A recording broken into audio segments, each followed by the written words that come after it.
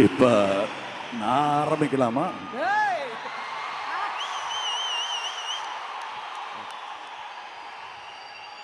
நீங்க உத்தரவு கொடுத்தா தான் நான் பேச முடியும். ரைட். உயிரே உறவே தமிழே. இது அரசியலுக்கு போனதும் உங்களுக்கு கிடைச்ச எல்லாரும் தலைவர்கள்லாம் சொல்ற மாதிரி ஒன்று சொல்லணும் அப்படிங்கிறதுக்காக நீங்க இதை காயின் பண்ணீங்களான்னு கேட்டாங்க. இல்லை, நான் என் தமிழகத்தை பற்றி, என் தமிழ் சினிமாவை பற்றி, என் தமிழை பற்றி பேசிட்டு இருக்கேன்.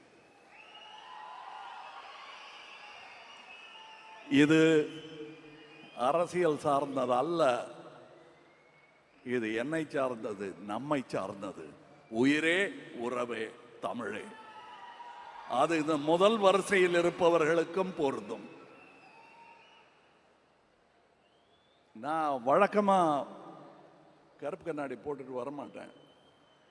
ஏன்னா இங்க இருட்டில் தடிக்க விழுந்துடக்கூடாதுங்கிற பயம் ஒன்று இருக்கும். அது போக எனக்கு உங்களை சரியா பார்க்கணும், நீங்களே என்ன சரியா பார்க்கணும்.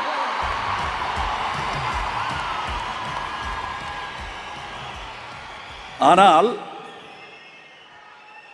ஏன் இதை போட்டிருக்கேன்னா, மறுபடியும் வித் யுவர் பெர்மிஷன் போட்டுக்கிறேன்.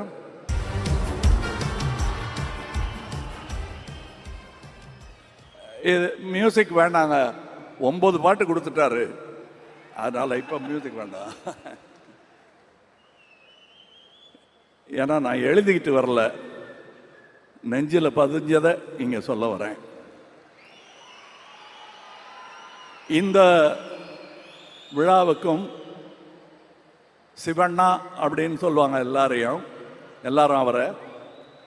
நானும் அப்படியே சொல்றேன், ஆனா நான் அவருக்கு சித்தப்பா. இருந்தாலும் பேரு சிவண்ணா, அதனால அண்ணான்னு கூப்பிடுறேன்.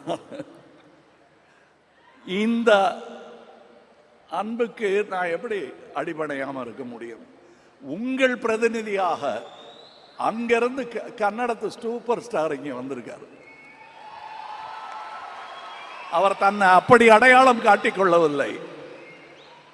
என் மகனாக, என் ரசிகனாக இங்கே வந்திருக்கிறார், உங்கள் பிரதிநிதியாக.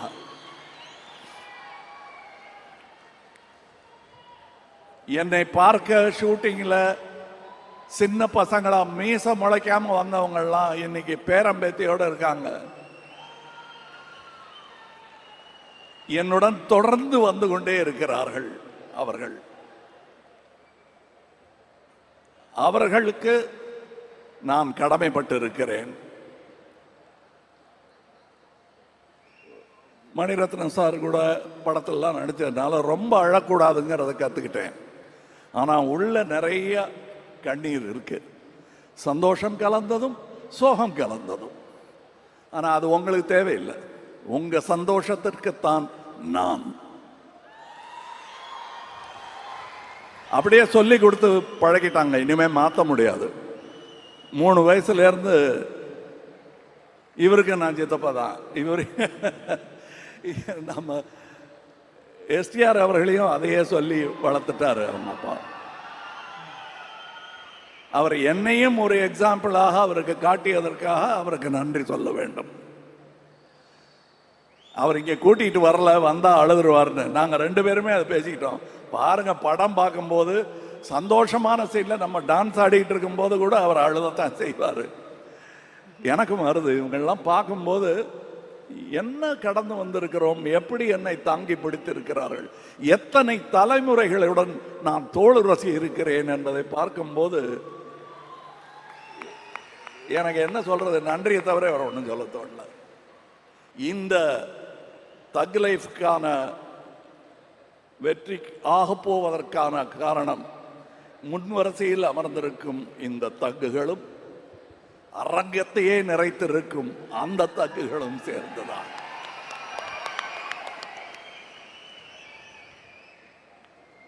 நான் சினிமாவின் தீவிர ரசிகன். ஸோ அந்த சினிமாவின் ரசிகர்கள் யாரை ரசித்தாலும் அவர்களின் ரசிகன் நான். சரி, இப்ப எங்கிருந்து ஆரம்பிக்கணும்? விழாவின் நாயகன் ரஹ்மான் அவர்கள் என்பதனால் அங்கிருந்து ஆரம்பிக்கிறேன். என்னை ஒரு போதையில் அப்படி இருக்கும்போது எழுப்பி விட்டு மறுபடியும் இன்னொரு போதையில் என்னை ஆழ்த்தி விட்டவர் ரஹ்மான். எங்க அண்ணன் இளையராஜா, தம்பி ரஹ்மான். தென்னகம் இந்தியா பெருமை கொள்ளும் அற்புத கலைஞர்கள். அவர்கள் ஆயுசு எண்ண முடியாதது. அதை எண்ணி பெருமிதம் கொள்கிறேன் நான். மணி சார், என்ன மணி சார் சிரிக்கிறார் பாரு. ஆனால் நாங்கள் முதல்ல மீட் பண்ணதுலேருந்து அப்படி தான் பேசிட்டு இருக்கிறோம். ரொம்ப சின்ன வயசில் மீட் பண்ணிட்டோம். ஆனால் எங்களை சந்திக்க வைத்தது சினிமா தான். அந்த சினிமாவுக்கு என்றென்றும் நான் நன்றி கடன் பட்டு இருப்பதால் அதை பெருசா சொல்லிக்கல. அது எப்படியும் பலரையும் சேர்த்து வைக்கும். திமிரு பிடிச்ச கலைஞர்களை கூட பணிவுடன் நடிக்க வைக்கும் இந்த சினிமா. இந்த அப்ளாஸ் கேட்கும் போது நாங்க நிமித்திக்கிட்டு அப்படிலாம் கை காட்டினா கூட உள்ள விம்மும். பதிலுக்கு விசில் அடிச்சா நல்லா இருக்காதுங்கிறதுனால தான் நாங்கள் அடிக்கிறது இல்லை. இல்லைன்னா உங்களை பார்க்கும் குதூகலம் எங்களுக்கும் தொற்றிக்கொள்ளும். ஆனா இந்த விசில் எல்லாம் சினிமாவிற்காக என்பதை நான் உணர்கிறேன். நானும் இந்த துறையில் இருக்கிறேன் என்றுதான் நான் நினைத்துக் கொண்டிருக்கிறேன். ரவி கே சந்திரன் அவர்கள் இன்னைக்கு நாங்க பிடிச்சு வச்சிருக்கோம். ரஹ்மானை பிடிக்க முடியல, அங்க கொண்டு விட்டாங்க. இருந்தாலும் அவர் திரும்பி வராரு, நன்றி. இவரும் ஒரு படம் அங்க பண்ணிட்டாருன்னா திரும்பி வரமாட்டார். அது நடந்திருக்க வேண்டியது. மருதநாயகம் என்ன அற்புதமான ஒர்க்கு. இது வெளியே தெரியாம போயிருச்சேன்னு பெரிய வருத்தம் எனக்கு இருந்தது. அதை மணி அவர்கள் தீர்த்து வைத்து விட்டார். அந்த ஒர்க்கை மருதநாயகத்தில் நீங்கள் செய்த போது உங்களுக்கு இதைவிட சற்றே அனுபவம் குறைவு. முழு அனுபவத்துடன் உங்களை இந்த படத்தில் சந்திப்பது என்னுடைய பெருமையாக நான் கருதுகிறேன். நான் முதல்ல நானும் மணிசாரும் கையெல்லாம் கொடுத்துக்க மாட்டோம். சும்மா மற்றவங்க பார்க்கும்போது ஏதோ சண்டைன்னு நினச்சிருவாங்கங்கிறதுக்காக கை கொடுத்துப்போம். இல்லைன்னா நாங்கள் ரெண்டு பேர், நான் கொஞ்சம் ஜாஸ்தி பேசுவேன், அவர் மோனோசிலபிக். அவர் அந்த பெரிய டிம்ஃபனி மாதிரி ஒரு டம்னு கேட்கும். பாக்கியெல்லாம் நான் தபலா மாதிரி வாசிட்டு இருப்பேன் நான். அண்ட் இந்த இருவர், உங்க படத்து பேரையும் சொல்றேன் நான். இந்த இருவர் எனக்கு ஸ்டண்ட் மென்னாக அவர்கள் இருந்த காலத்திலிருந்து தெரியும் என்று அவர்கள் சொல்லித்தான் எனக்கே தெரியும். அப்படி உரு தெரியாமல் இருந்தவர்கள் தன் திறமையால் தேடி போக வைத்தவர்கள் இவர்கள். நன்றி. நான் விட்டதை பிடிக்கிறதுங்கிறது எல்லாரும் ட்ரை பண்ணுவாங்க. எனக்கு விக்ரம் தர்மாவை டைரக்டர் ஆகி பார்க்கணும்னு ஆசை. செய்யக்கூடியவர் அவர், செய்ய முடியல. விட்டதை பிடிச்சிருக்கேன். அவர் பிள்ளைகள் நீங்கள். அதனாலதான் நீங்க, நான் எங்க கூட்டத்துக்கு அப்புறம் வரேன், டெக்னீஷியன்ஸை பத்தி பேசுவோம். இதற்கு பாடல் பாடியவர்கள், எனக்கு என் குழந்தை பாடின போது சந்தோஷமா தான் இருந்தது. ஆனா அதை விட சின்ன குழந்தைகள் பார்க்கும்போது இந்த குழந்தை சின்ன குழந்தையா இருக்கும் போது பாடினதெல்லாம் எனக்கு ஞாபகம் வந்துருச்சு. தேவர் மகன் படத்துல ஒரு சின்ன பாட்டு சான்ஸ் கொடுத்தாரு. கோடம்பாக்கத்துக்கு கூட்டிட்டு போறேன். வண்டியில சீட்ல உட்காந்துக்கிட்டு போற்றி பாடடி பொண்ணை ரிஹர்சல் பண்ணிக்கிட்டே இருக்கோம். அப்புறம் பின்னாடி உட்காந்துருந்தவங்கலாம், எப்பா ஸ்டூடியோவுக்கு போய் பாடிக்கலாம், இல்லைன்னா பாடவே முடியாது, எதுக்கு வண்டி வருது, கொஞ்சம் நிறுத்துங்க, ரிஹர்சல் அங்கே போய் பண்ணிக்கலாம், அவர் பார்த்துக்குவாரு அப்படின்னு சொன்ன அந்த குழந்தை கணீர் என்ற குரலில் ரஹ்மான் இசையில் என்று பாடிக்கொண்டிருப்பது தந்தையாக எனக்கு பெருமை. நான் உதிர்த்த உயிர். அதை பார்க்கும்போது எனக்கு உள்ளம் நெகிழாமல் இருக்காது. இன்னொரு பொண்ணு இங்கே உட்காந்துருக்கு, ஹாசினி. எத்தனை பேருக்கு நான் சித்தப்பா பாருங்க.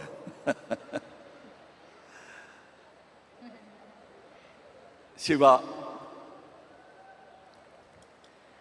அவர் என் சிவமும் அவர் சிவமும். இன்னும் நிறைய பேர் இருக்காங்க. டெக்னீஷியன்ஸை பற்றி சொல்லி ஆகணும். எத்தனை பேர் இங்கே முன்வரிசையில் இருக்கிறது போக உங்கள் முன் வராமல் பின்னாடியிலிருந்து இயங்கிட்டு இருக்கிற இந்த துணை இயக்குநர்கள்லேருந்து சவுண்ட், இந்த அஞ்சலி படத்தில் ஆடின குழந்தைகள்லாம் இன்னைக்கு சவுண்ட் இன்ஜினியராக வந்திருப்பான். நான் சும்மா விளையாட்டுக்கு ஒரு படத்தில் சொன்னேன், சதி லீலாவதிங்கிற படத்தில் என்னை தாண்டி குதிச்சு ஓடுவார். அப்போ பெரிய இன்ஜினியராக வருவாங்க போல் இருக்கு அப்படிம்பேன் நான். வந்துட்டாரு. அது டயலாக் வாழ்த்தா மாறிடுச்சு. வாழ்க. இன்னும் நிறைய நடிகர்கள் இவங்க முதல்ல வரும்போது இன்ட்ரடியூஸ் பண்ணி தான் இவங்க பேரெல்லாம் எனக்கு தெரியும், பார்த்துருப்பேன். ஏன்னா படத்தை நடுவில் பார்த்துட்டு இருப்போம், ஓரத்தில் பார்க்க மாட்டோம் நம்ம. ஆனால் நான் பார்ப்பேன். இவங்கெல்லாம் பண்ணியிருக்கிற பர்ஃபார்மன்ஸ் பாருங்க. இங்கே இந்த படத்தின் மூலம் நட்சத்திரமாக போபவர்கள் இன்னும் நிறைய பேர் இருக்கிறார்கள். தம்பி எஸ்டிஆர் போக போகும் தூரம் எனக்கு தெரிகிறது, உங்களுக்கு புரிகிறது. உங்களுக்கு கடமை இருக்கிறது. இந்த கூட்டத்தை வழிநடத்தும் தலைவன் நீங்கள். அந்த ரெஸ்பான்சிபிலிட்டியோட நீங்க இனிமே நடந்துக்குவீர்கள். ஏற்கனவே அப்படித்தான் இருக்கீங்க, இன்னும் கூடி இருக்கு உங்களுக்கு. அது சுமை அல்ல, சுகம். அனுபவிங்க. அதை பார்த்து நானும் அனுபவிப்பேன்.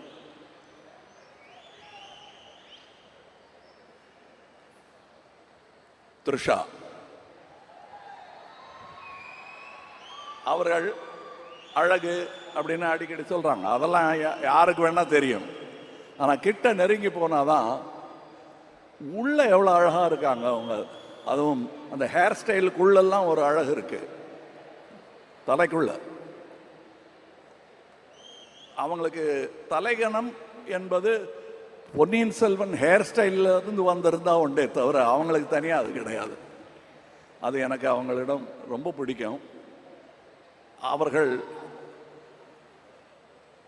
இரும்பு மாதிரி இருக்கும் பார்க்கும்போது, ஆனா உருக்கிடலாம், உருவாக்கிடலாம். அதை பண்ணியிருக்காரு மணி சார் இதுல. அண்ட் ஜீவா என்பது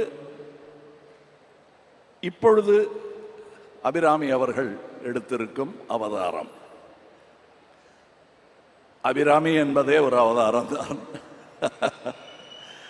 குணா படம் பார்த்துட்டு ரசிகையாக மாறி தன் பெயரை மாற்றிக்கொண்டார். நன்றி.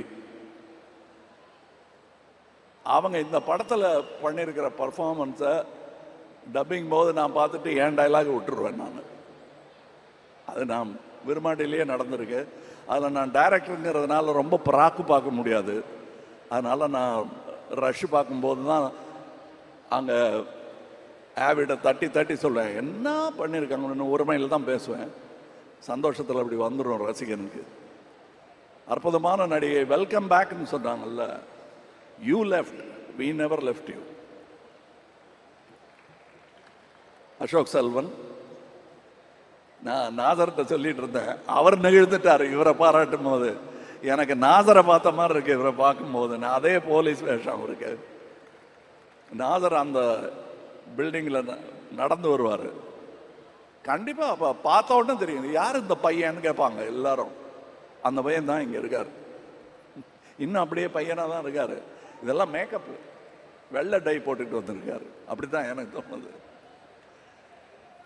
இங்கே உதவி இயக்குனரை நடிகையாக்கி இருக்கிறார். நட்சத்திரமாவதற்கான எல்லா வாய்ப்புகளும் இருக்கிறது சஞ்சனா. அப்புறம்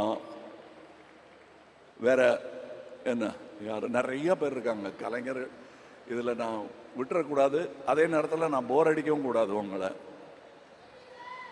இதில் அடிங்கிறங்கிற நான் அடிச்சிடுவேன். அப்புறம்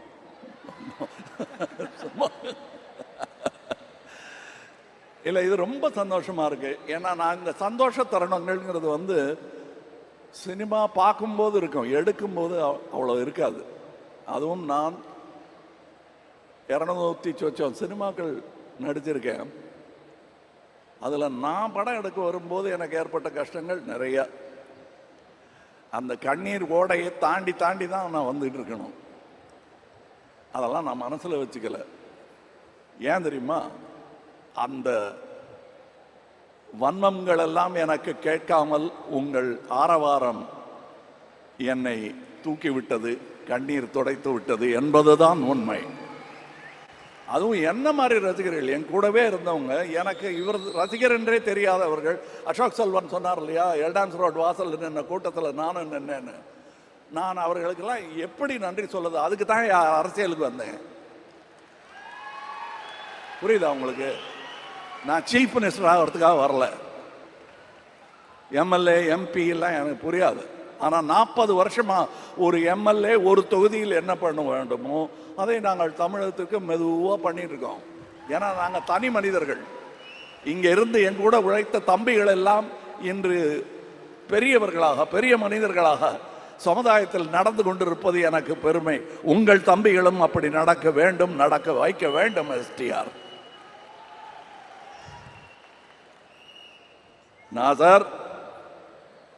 நாசர் பாய், நாங்கள் வந்து சினிமா தவிர நாங்கள் ஒருவருக்கொருவர் பேசிக்கொண்ட காதல் வசனங்கள் நிறைய. உட்காருங்க, அப்புறம் வந்து கட்டி பிடிச்சிக்கிறோம். என்ன ஆர்வம் சார் அவருக்கு சினிமாவில், தமிழ் மேலே எல்லாமே. நாங்கள் வந்து கலந்து பேசிக்குவோம், கலந்து ஆலோசிப்போம். நான் எங்கள் ஆலோசனை பூரா நீங்கள் எங்கே வீடு வாங்கியிருக்கீங்க, எத்தனை கிரவுண்டுன்னு கேட்டதே கிடையாது. அவரும் கேட்டது கிடையாது, நானும் கேட்டது கிடையாது. சினிமாவை எப்படி தூக்கி பிடிக்கணும், நம்ம என்ன பண்ணணும், அது சின்ன படங்கள் வருவதற்கு என்ன வழி பண்ணணும் அப்படிங்கிறது எங்களுக்கு சான்ஸ் கிடைச்சதும் நாங்கள் நினச்சோம் பாருங்க.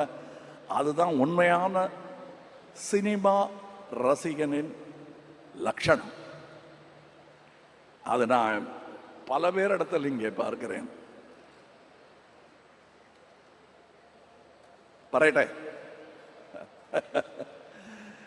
இந்த ஜோஜு யாருன்னு எனக்கு தெரியாது. நான் திடீர்னு எல்லா படத்தையும் பார்த்துட்டு இருப்பேன். இந்த ரெட்டைன்னு ஒரு படம், ரெட்டா, உங்களுக்கு ரெட்டைன்னு சொன்னாதான் தெரியும். ரெட்டா, அதாவது நான் வந்து கிட்டத்தட்ட 30 சொச்சம் டபுள் ரோல் பண்ணியிருப்பேன். ஒன்று மூக்கு வச்சுப்பேன், காது வச்சுப்பேன்.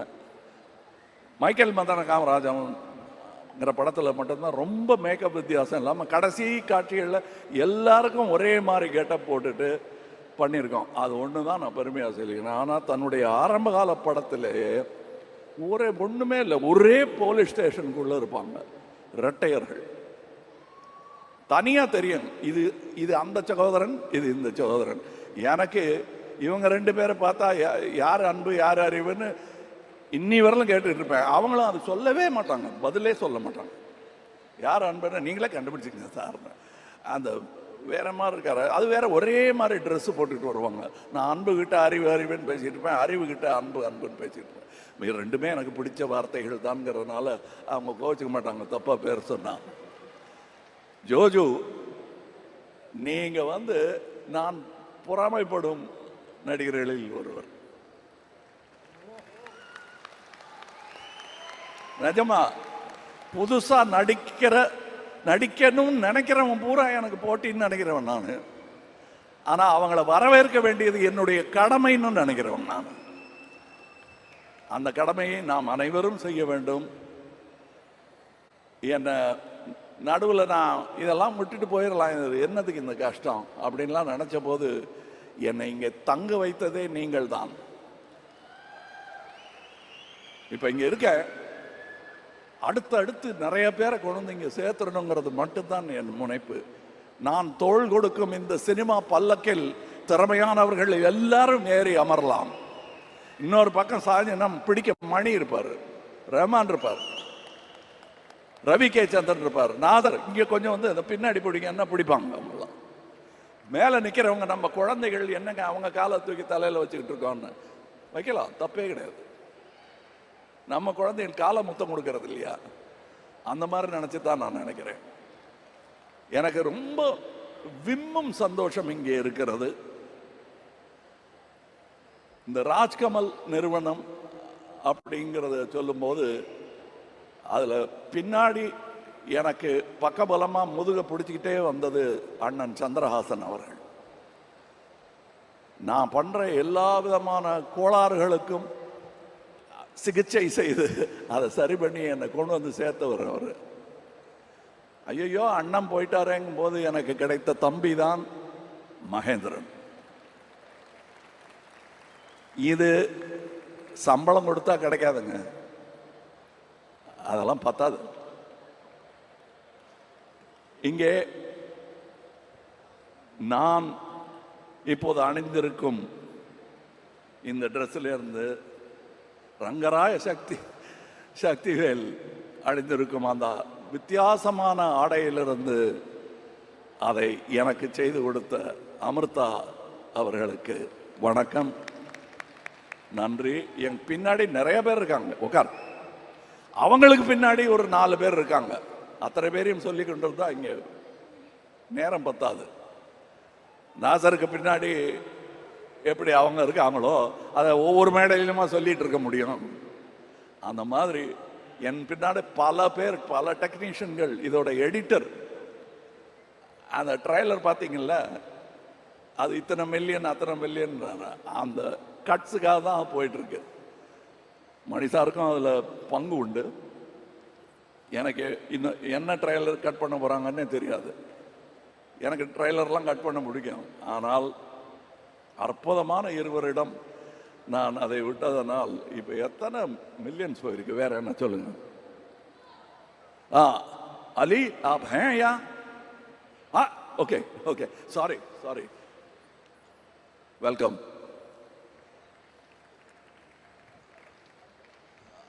For your sake, I'll switch over to English.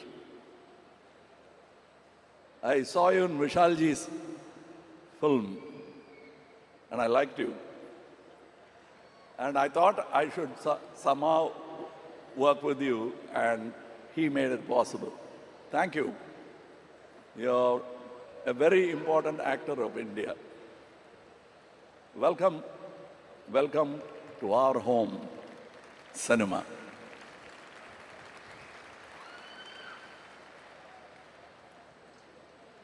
அவர் வரலையா? இல்லை, வரல.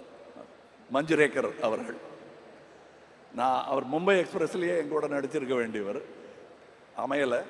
பட் இதில் அமைஞ்சிருக்கு. சும்மா அப்படியே பார்க்கும்போது கொலை நடங்கும் ஒரு கண். அது சாவாலையும் அதே மாதிரி அவர் பிரமாதம் பண்ணியிருப்பார். நான் இன்னும் இவங்க பண்ண பர்ஃபார்மன்ஸை பற்றிலாம் சொல்லலை, ஏன்னா that will be a spoiler. தம்பி எஸ்டிஆர் பண்ணியிருக்கிற அவருடைய நட்சத்திர அந்தஸ்தை பற்றி பேசுகிறத ஒரு பக்கம் ஒதுக்கிட்டு அவர் இதில் பர்ஃபார்ம் பண்ணியிருக்கிற விதத்தை நீங்கள் கண்டு ரசிக்க வேண்டும். நான் ரசித்தேன். நான் பெற்ற இன்பம் நீங்களும் பெறுவீர்கள் என்ற நம்பிக்கை எனக்கு இருக்கிறது. எல்லாரையும் சொல்ல முடியாது, அங்கே வேற ஒரு இடத்துல மிக்சிங் நடந்துட்டு இருக்கு. விப்ளாஷ் என்ற படத்தின் சவுண்ட் மிக்சிங் செய்ததற்காக ஆஸ்கார் வென்றவர் இந்த படத்திலும் செய்து கொண்டிருக்கிறார்.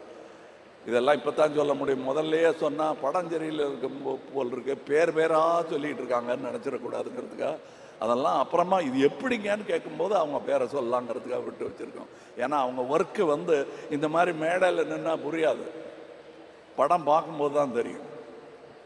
ரவி கே சந்திரன் அவர்களுடைய வேலை என்ன என்பது ட்ரைலர் பார்த்தா கூட புரியாது. கதையோடு அவர் பண்ணியிருக்கிற லைட்டிங்கை பார்க்கணும். நான் இங்கே விற்க வந்தது தக் லைஃப் அல்ல, நல்ல சினிமாவை. தக் லைஃபை நீங்கள் ஏதாவது ஒரு விலையில் வாங்கி விடுவீர்கள் என்ற நம்பிக்கை எனக்கு இருக்கிறது. எவ்வளவு நம்பிக்கை இருக்கிறது என்பதை சொல்லுகிறேன்.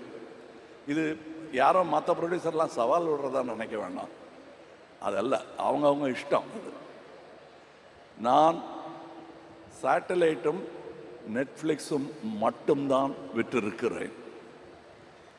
பாக்கியெல்லாம் we are distributing. மணி சாருக்கு ரிஸ்க் வந்துடாம நாங்கள் டிஸ்ட்ரிபியூட்டிங். என்ன நம்பிக்கை இருந்தால் இப்படி பண்ணுவோம் நீங்கள் சொல்லுங்க. ஏன்னா வியாபாரம் எங்களுக்கு ஓரளவுக்கு தெரியும். அந்த நம்பிக்கையில் உங்களை நம்பி ஒரு நல்ல சினிமாவை தயாரித்து முதலீடு செய்திருக்கிறேன்.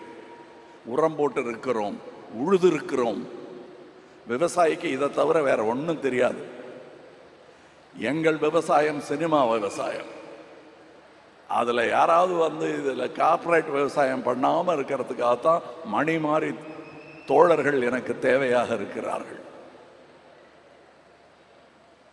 நன்றி. இதில் தோள் கொடுத்த அத்தனை சகோதரர்கள் பேரையும் சொல்ல முடியாது, தோள் கொடுக்க போகும் ரசிகர்கள் பேரையும் தனித்தனியே சொல்ல முடியாது.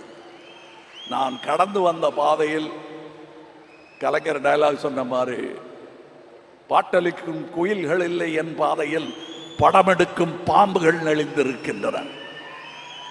ஆகாரத்திற்காக அழுக்கச் சாப்பிட்டு தடாகத்தை சுற்றப்படுத்துகிறதே மீன், அதை போல நான். இது கலைஞர் சொன்னது. நான் பேசுற எல்லாமே காப்பி அடிச்சது தான். அதனால சும்மா அபிராமி வந்து பிட் அடிக்கிறீங்களான்னு அவர் கேட்டார். நானே பிட்டு தான்.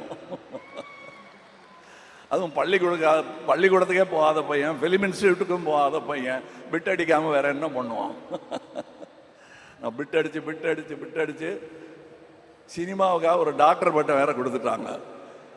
அது எங்கள் அக்காட்டெல்லாம் நான் காட்டவே இல்லை. தலையில் கூட்டி உனக்கு இது வேற குறைவா, படிச்சிருக்கலாம்ல அப்படின்னு வைவாங்க. என்னை வியப்பில் ஆழ்த்தி கொண்டிருக்கும் தமிழ் சினிமாவுக்கு, என்னை குழந்தை பருவத்திலிருந்து தூக்கி கொஞ்சிக் கொண்டிருக்கும் தமிழ் சினிமாவுக்கு நன்றி நன்றி. அதை எப்படி சொல்வது என்றால், அடுத்த படத்தில் நல்ல படமாக எடுத்து தமிழ் சினிமாவை உயர்த்துவதில் ஒருவனாக, ஒரு கடைநிலை சினிமா ரசிகனாக நான் இருப்பதையே விரும்புகிறேன். தொடர்ந்து அவ்வாறாகவே இருப்பேன்.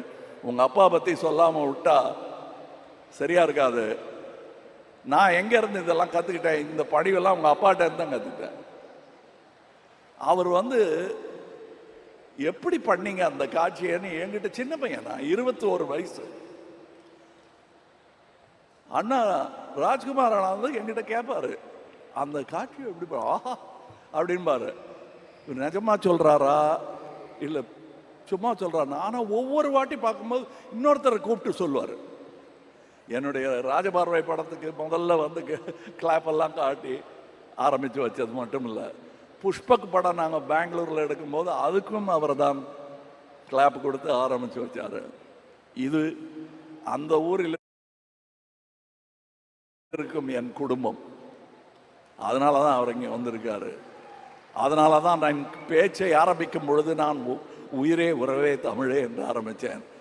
அதில் தமிழிலிருந்து பிறந்தது தான் உங்கள் பாஷையும். அதனால் நீங்களும் அதில் உட்படுவீர்கள். இன்னும் நான் சொல்ல வேண்டியது, கடந்து வந்த பாதை, பாம்பு எல்லாம் சொல்லி முடிச்சுட்டேன். அதெல்லாம் ஏன் சோகம், அதை விட்டுருங்க.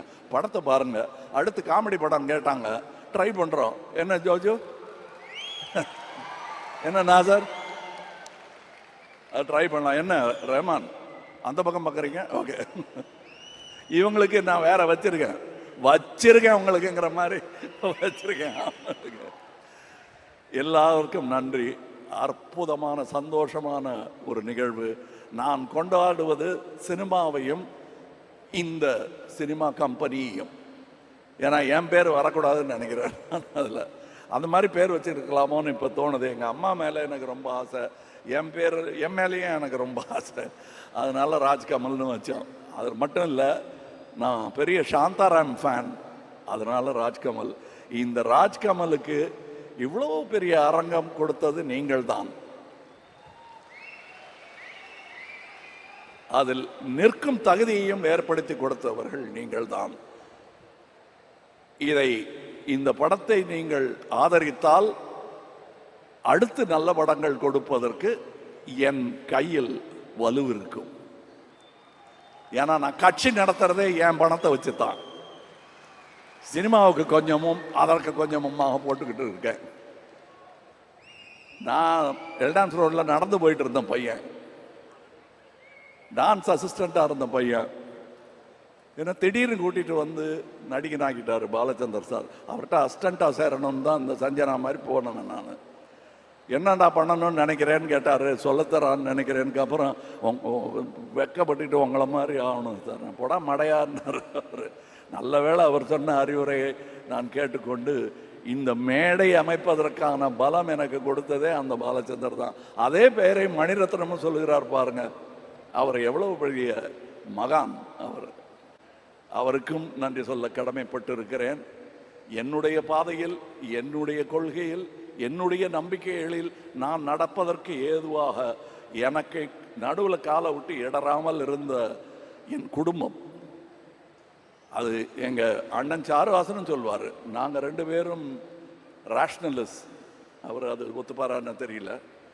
நான் பகுத்தறிவாளன், அவரும் அதுவாகத்தான் இருக்கிறான் என்று நினைக்கிறேன்.